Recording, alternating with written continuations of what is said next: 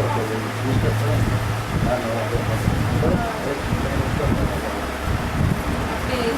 તમારું ઇન્ટરવ્યુ લઈ છે એટલા માટે તમારી જે કયા છે વિકલાંગ તો ન કહેવાય, હાથ પગવાળા વિકલાંગ કહેવાય, પણ એવું તો કંઈ ન કહેવાય. પણ એવી સમસ્યા હોવા છતાંય તમે જે તમારું પોતાનું કામ કરો છો અને અમારા ભાઈને વાંચવો છો, એમના બાળકો વાંચો છો, તો બહુ ઘણું સરસ કહેવાય.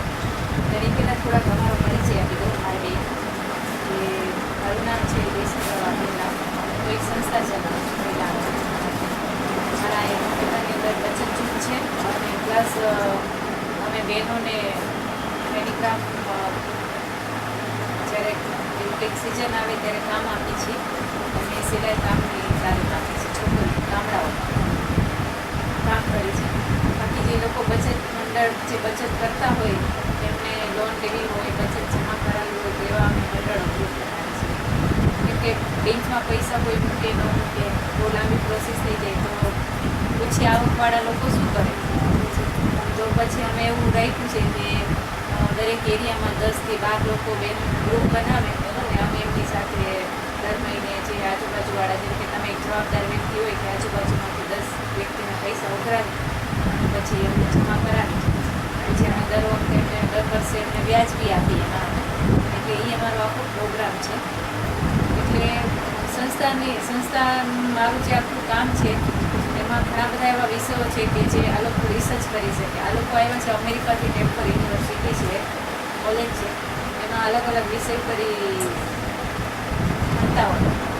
તો આનો વિષય છે ખાસ કરીને જે વિકલાંગ વ્યક્તિઓ હોય એમની પોતાનું કામ એ કેવી રીતે કરે છે અને આપણા ભારતની અંદર એમની લોકો પ્રત્યે એમની શું સંવેદનશીલતા છે એ આમ વિચારો તરીકે જોવે છે.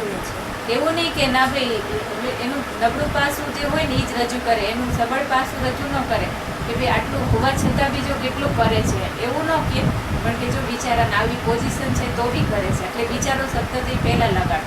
પણ અહીંયા અમેરિકામાં એવું ન હોય, ત્યાં ગમે તે વ્યક્તિને પ્રોત્સાહન આપવામાં આવે, પછી કાળું ધોળું નાનું મોટું ગરીબ એવું કંઈ ન જોવે. એનામાં કેટલી પેલી કહેવાય ને પ્રક્રિયા, કોઈ પણ કામ કરવાની ક્ષમતા કેવી, હા પ્રબળતા ક્ષમતા કેટલી છે એનામાં, આવડત કેટલી છે, એના ઉપર એ લોકોનું લક્ષ હોય.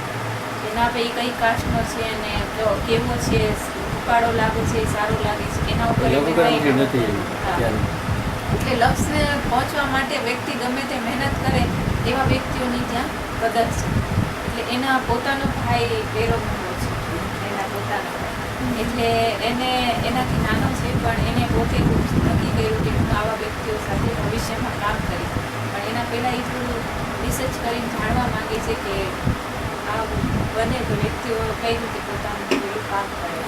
કેમ કે ત્યાં તો બધી સુવિધાઓ હોય, ત્યાંની સરકાર બધી સુવિધાઓ પૂરી પાડે છે અને અહીંયા તો કદાચ ગવર્મેન્ટ આપણાને સુવિધા ન બી આપી શકતી હોય. એટલે સંસ્થાઓવાળા સંસ્થાઓ ઊભી કરે પણ હવે આપણા સુધી કેટલું પહોંચતું હોય તો હવે સંસ્થાવાળા જાણે.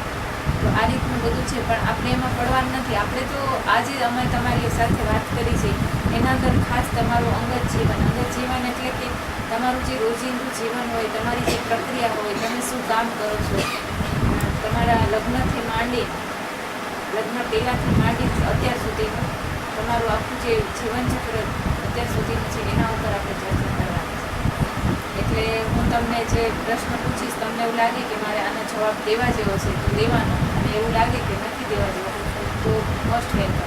એવું નહીં કે ના તમારે આપવાનો જ છે. એટલે એ તમને પૂછે છે કે હું તમારું ઓડિયો અને વિડીયો તમે બોલશો, એ ગુજરાતીમાં ભલે બોલો, પછી અમે ટ્રાન્સલેટ કરી દઈશું. એટલે એ ગુજરાતીમાં તમારું ટેપ કરશે અને તમારો એમાં ફેસ આવશે. તો એ તમારું કરે ઓડિયો વિડીયો એ પૂછે છે તમને. હા તો આપણે સ્ટાર્ટ કરીએ. એટલે તમારું નામ? મારું નામ સીતાબેન. પંખાનો અવાજ આવશે ના, પછી ગરમી થશે. રાજુભાઈ. મારું નામ સીતાબેન. સીતાબેન રાજુભાઈ. રાજેશભાઈ. તમે ન બોલો, તમારું પૂરું થઈ ગયું. કેટલા વર્ષ છે તમારે? 37. ગુજરાતીમાં કે 37 વર્ષ છે. કેટલા વર્ષે તમારા લગ્ન થયા હતા? 2002 માં. 2002 માં, એટલે 12 વર્ષ, 13મું વર્ષ ચાલે છે. હા. લગ્ન થયા પહેલા તમે શું કરતા હતા? હું એક વસુધારા ડેરી હતી ને એનો મેનેજર હતો, અહીંયા નોકરી કરતી હતી ઘરે તે. ડેરીમાં નોકરી કરતા હતા. હા. એટલે આ તમને પહેલેથી છે કે ના, પછી હું- કઈ સમય સંજોગે થયું છે? હું નાની 6 મહિનાની હતી ને હા. ત્યારે હું દાજી જઈ હતી. હા. એટલે 6 મહિનાના હોય છોકરા નાના હોય એટલે હાથ તો કૂણો હોય ને, હા. તો આ રગ ખેંચી જાય તો આંગરા તો મારા બધાય છે અહીંયા. અચ્છા. કામ આપે કામ બધું કરી શકું, આ આંગરા બધાય છે, હમ. પણ આ રગ ખેંચી જાય છે ને એના હિસાબે આવો થઈ છે. 6 માસના હતા હા, ત્યારે 6 દૂધમાં? ના, ચૂલામાં હાથ નાખી દીધો તો, અચ્છા. Oh my God. ગરમ ભટ્ટી ગરમ ભઠ્ઠી નાખી દીધો તો.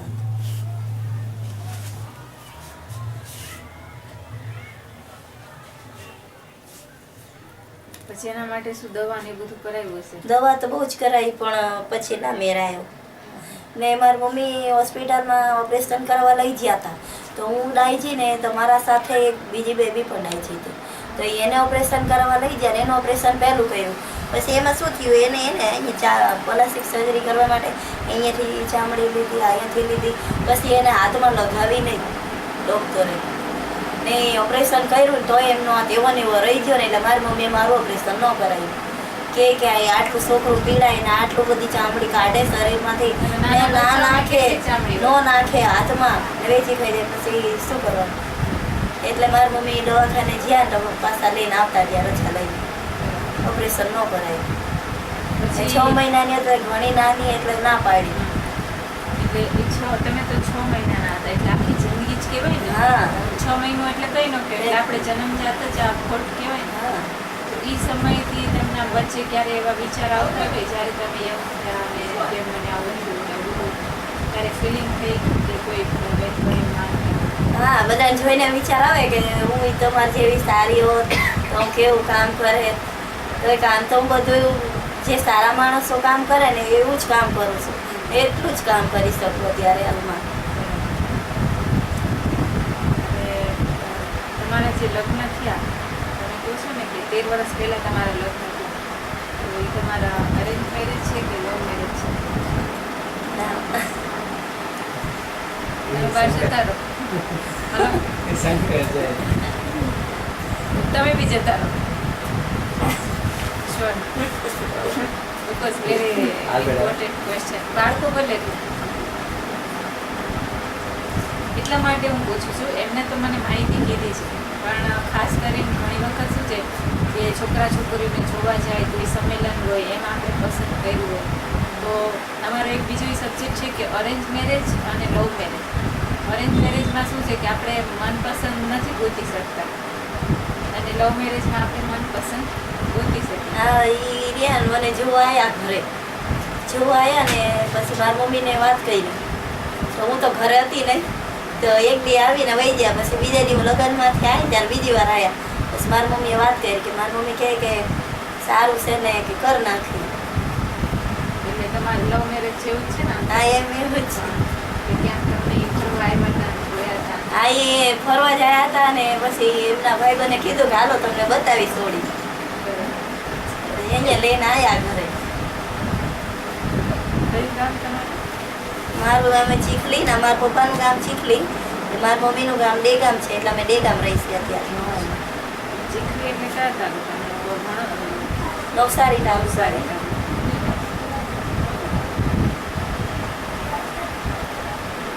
અને તમારા મમ્મી વડોદરા?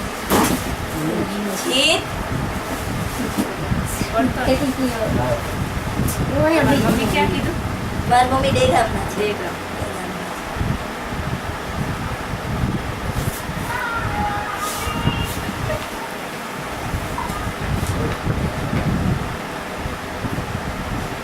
હવે તમે તમારા મેરેજ પછી જ્યારે તમે અહીં આવ્યા પરણી, ત્યારે તમને એવું કંઈ ફિલિંગ થતી કે કેવી રીતે પહેલાં તો અહીંયા આવીને શરૂઆતમાં અમારા ગામની ભાષા ને અહીંયાની ગામની ભાષા એ અલગ પડી જાય છે. તો હું બહાર નહોતી નીકળતી એનું કારણ કે હું બોલી નહોતી શકતી. તો હું 1.5 વર્ષ તો હું એમનામ ઘરમાં ને ઘરમાં રહી. કેમ કે હું બહાર નીકળું તો બોલું શું, વાત કેવી રીતે કરું, એમ કરતાં કરતાં પછી હું શીખી જઈ. બહુ મૂંઝાતી પહેલાં આવીને ત્યારે. ભણેલા કેટલું છે તમે? 5 ભણેલી હું. વાંચતા લખતા બધું બધું ફાવે છે. હા હા એટલે આમ ઘરે બેઠા પ્રેક્ટિસ કરતા કે હા ના ઘરે આખો દી કામ કરું છું ને થોડોક ટાઈમ મળે તો ઓલા ડીએજી સંસ્થાના બધા ચોપડી આપી હોય ને એ વાંચ્યું. બધા વાંચીને હા. પછી અભ્યાસ કરવાનો. હા એ છોકરાને ભણાવું છું રાતે. કેટલા વર્ષ પછી આ બે પેલો બાબત એ લગ્ન થયો ને પછી તરત જ એક 1 વર્ષ પછી એટલે તમારો એ બાબુ 12 વર્ષનો છે ને? 11મું વર્ષ ચાલે છે. વર્ષ પછી વર્ષ છે ને 11. 11મું છે. પછી આમ તમને કામકાજમાં ને એમાં કંઈ કામકાજ તો વધુ કરી શકું છું. તકલીફ કઈ તકલીફ નથી પડતી, બધું કામ કરી શકું છું. તમે જે બધા મેડલ જીતા એ કેવી રીતે? હું પ્રેક્ટિસ કરવા જાઉં છું. સવારે વહેલી ઉઠીને પ્રેક્ટિસ કરવા જાઉં. પ્રેક્ટિસ કરી આવીને પછી નવી ધોઈને નોકરીએ જાઉં. અહીંથી 4 વાગે આવું એટલે ઘરનું કામ કરું. પછી થોડોક ટાઈમ મળે એટલે છોકરાને ભણાવું ને મારું થોડીક ચોપડી વાંચું.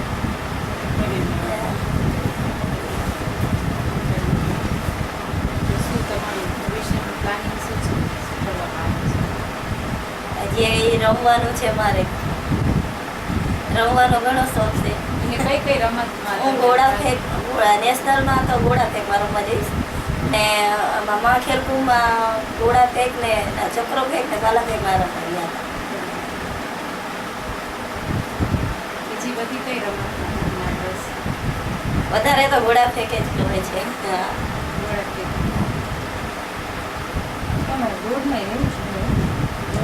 રોડમાં રહેવું છે મને ઘોડા ફેંક વધુ ગમે છે. પ્રેક્ટિસ કરવા જાઉં છું ને એટલે સવારે. ક્યાં પ્રેક્ટિસ કરો? અમારે સામે પોલીસ ગ્રાઉન્ડ મોટું છે, પાછળ છે.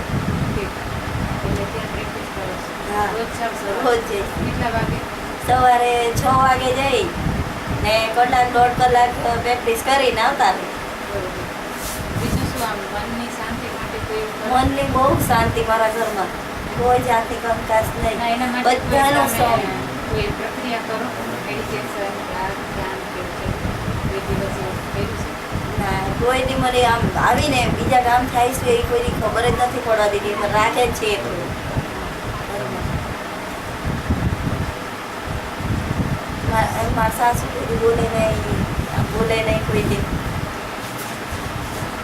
અને આ બાળકોનું તમારે ભવિષ્યનું પ્લાનિંગ માટે શું છે? એમને ભણાવવા છે. શું બનાવો? તમારી શું ઈચ્છા? મારી તો છે તે એમને ટીચર બનાવવું છે સ્કૂલમાં. એ ઓલાને મિલિટરીમાં નોકરી અપાવીશ છે તો એ મહેનતુ છે ને એટલે નાનો કે મોટો? નાનો નાનો. હા. એ મહેનતુ છે એટલે આર્મી મોકલો. એને મોકલવો બોડી છે. બનાવજો ભાઈ પી બધું આર્મી એને બહુ શોખ છે. ટીવીમાં જોતો હોય ને તો કે મમ્મી હું આર્મી બનીશ. એવું કીધું એટલે તમે એવું એવી હવે કીધું તને આવું જ શીખડાવું છે. તો એને તમારે અત્યારથી મજબૂત કરવો પડે. હા. તો એમાં જવું હોય એને. હે? સરસ. તમારે ત્યાં બેનો કેટલા? અમે 3 એમાં છેલ્લો નંબર મારો. તમારે શું લગ્ન? બે? ભાઈઓ નથી. 3 બેનો. મમ્મી પપ્પા આવે જાય? મમ્મી પપ્પા આવે જાય. એ પ્રસંગ હોય ને ત્યારે આવે. દૂર છે ને એટલે નહીં આવી શકે. એમના ઘરે પ્રસંગ હોય ફોન કરે તો અમે જઈ. અમારા ઘરે કંઈક હોય તો એ આવે. વેકેશન કરવા જઈશું. દિવાળીનું વેકેશન કરવા જઈને ઉનાળાનું વેકેશન 2 વાર જઈ છે. 6 વર્ષ 2 વાર. વર્ષમાં 2 વાર જઈશું. આ વર્ષે તો જ્યાં જ નથી.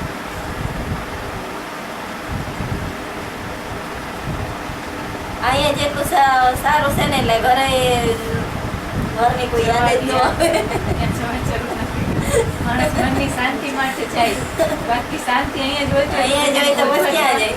એને ગોતવા જવાની જરૂર નથી. સાચી વાત છે. એ મન આપણે મનાવીએ એ રીતે આપણે જીવી શકીએ.